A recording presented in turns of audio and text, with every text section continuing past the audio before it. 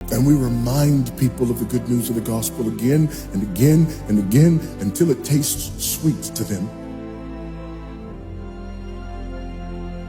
When people say, no, our problem is this, our problem is that, we say, no, our problem is that God created the world.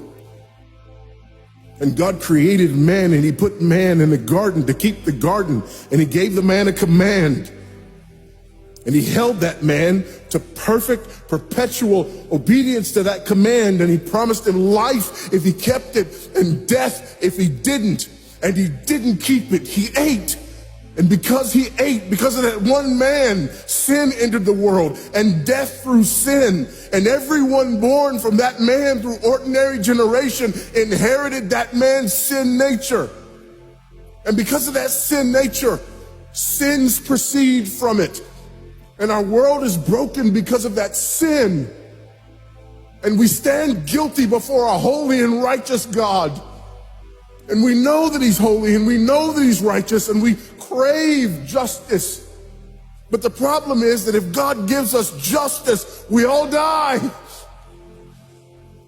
And so that God, in his goodness and in his mercy, sent forth his son, who was not born of ordinary generation, but was born of a virgin. Yes, the virgin birth matters. Why? Because if he's born of ordinary generation, he's born in sin.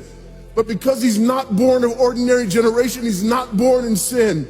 He's clean of sin. His record is clean. And he keeps his record clean. And he obeys God's law. And because he's fully God and fully man, he obeys the law of God on our behalf in his active obedience. And then in his passive obedience, God made him who knew no sin to be sin for us. All we like sheep had gone astray. Each of us had turned to his own way, but God laid upon him the iniquity of us all. And Christ died for sin once for all, the just for the unjust. And God imputes our sinfulness to him. And he nails our sinfulness to the tree.